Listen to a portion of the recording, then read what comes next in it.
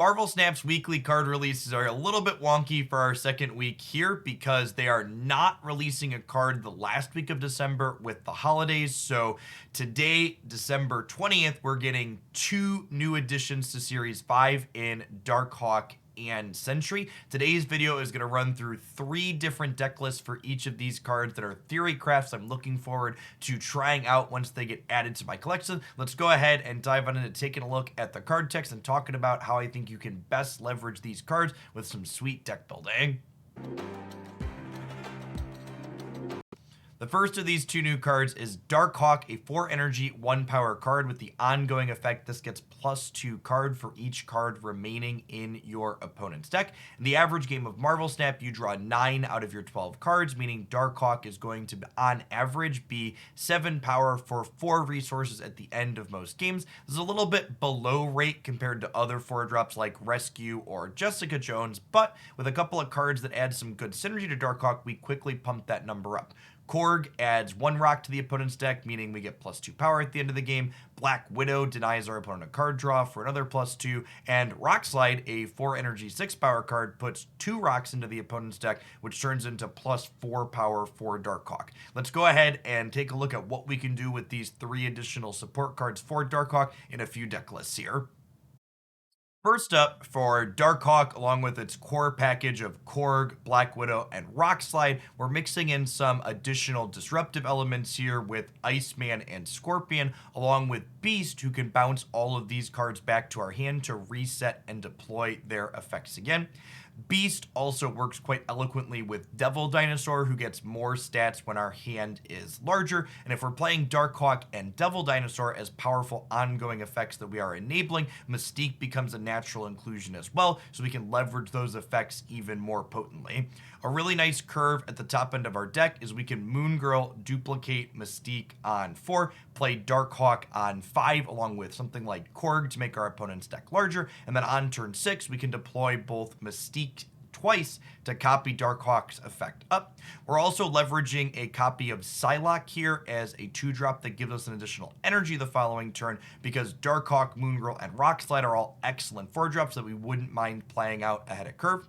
Finally, we're tying the room together with a copy of Cosmo, which we will have to be careful to make sure we're not stopping any of our own on-reveal effects in with, but Cosmo is a powerful piece of protection that we can deploy on the final turn to stop something like a Shang-Chi, Enchantress, or Rogue from making our Darkhawk or Devil Dinosaur incredibly sad. This next deck list is a bigger Darkhawk deck that seeks to leverage a combo that I had really loved in the past. Specifically, if we Black Widow, we put a Widow's Bite into the opponent's hand, denying them a card draw and making them deploy that to a space on their board. Then we Wave into the Widow Path on turn 3, making our cards cost 4 the following turn.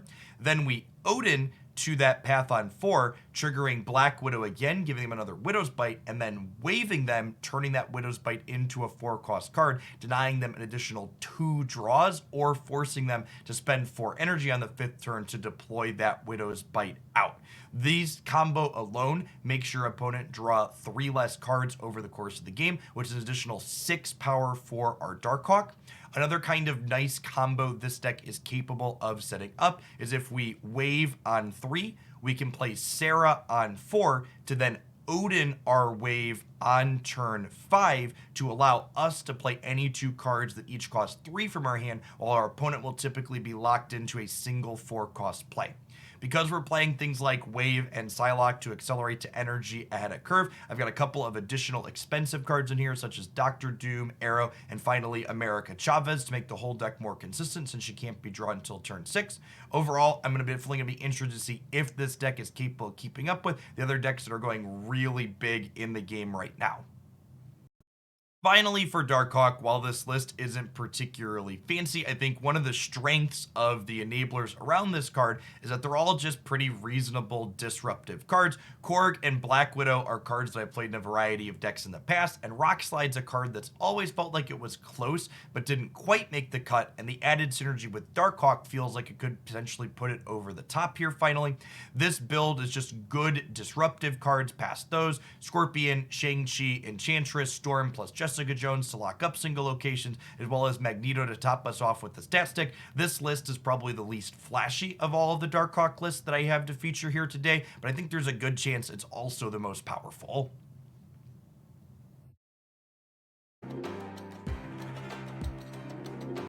Our second new card coming to Marvel Snap today is Sentry, 4 energy, 8 power, cannot be played at the right location, and on reveal adds a -8 power void to the right location, which also has a sweet piece of artwork here. No abilities on this, just completely negate Sentry's power in a different path. There are 2 different ways we can leverage this card. The first is that if we fill our right side path, there won't be space for that -8 void to be generated, so we'll just be getting a 4 energy, 8 stat line card in our left or center lane, which is on rate for what we expect for 4 energy in Marvel Snap. The second is probably the more interesting route, which is we can use a card such as Viper to send that void across the board to our opponents, or we could use something like Carnage to eat that void, mitigating its downside and providing some benefit to our other card. Let's go ahead and dive on into some builds with Sentry that are looking to leverage these ideas. Sentry seems like it could potentially be a natural fit into the Titania Daredevil deck that I highlighted on the channel yesterday. Most specifically, it is a 4 or 5 cost card with a large stat line that we can play out on the final turn of the game, along with something like Titania or Hood's Demon to add a large amount of extra power to the board.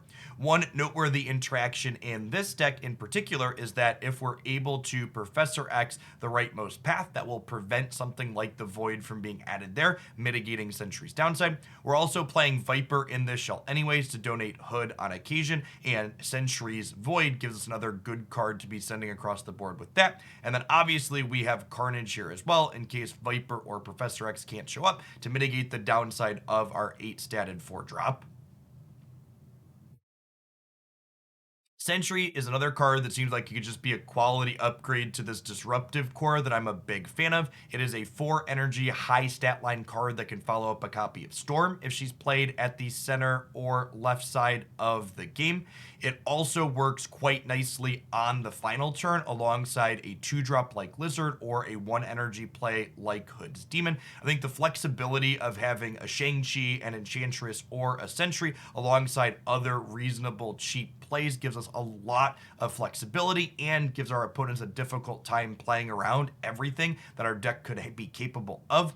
We obviously have Carnage and Viper that this kind of core liked playing anyways as ways to get rid of Hood and the Mysterio clones, and now the Void as well that Sentry is going to put into play. I have once again saved the best for last with the Sentry deck I am most looking forward to trying out. In addition to having Viper to donate that void across the board or Carnage to eat it up, this build has a ton of 1-drops both in the deck initially and in all of the Infinity Stones that Thanos will be piling in. We'll be able to stack up that right side of our board with a bunch of cheap cards over the first few turns of the game, play out Sentry cleanly on curve to get a large amount of additional stats, and then on the back of things like Nightcrawler or something like Thanos' Space Stone, we'll even be able to move some of our things off of that right side to add more power to there after the fact, should we need to win that path against an opponent that's playing to the right side of the board. We're also leveraging Khazar and Blue Marvel to power up all of the various things that we're playing out early and giving this deck what should be a strong game plan into things like Leech and Leader that are looking to set up for the late game but aren't well prepared to deal with people playing things out consistently early. I have 6,000 collector tokens burning a hole in my pocket. I'm actually not sure which of Darkhawk or Sentry I want to pick up first. Honestly, there's probably a good chance I just buy whichever one graces my token shop first. If it was you, which of these 2 cards do you think looks more interesting? Is there a particular deck build that I didn't cover here today that popped into your mind? If so, let me know in the comments below, and I would love to test it out when I can get my hands on one of these new Series 5 releases. As always, if you enjoyed my breakdown and ideas here, I'd encourage you to tap that like button. If you're new to the channel, thanks for making it all the way through to the end of the video. Consider subscribing and coming back again. I do game news updates and theory crafts like this, as well as deck highlights here 7 days a week. Hopefully we'll have a deck highlight with Sentry and or Darkhawk here very soon later this week. Enjoy the rest of your day, folks, and see you around real soon, hopefully.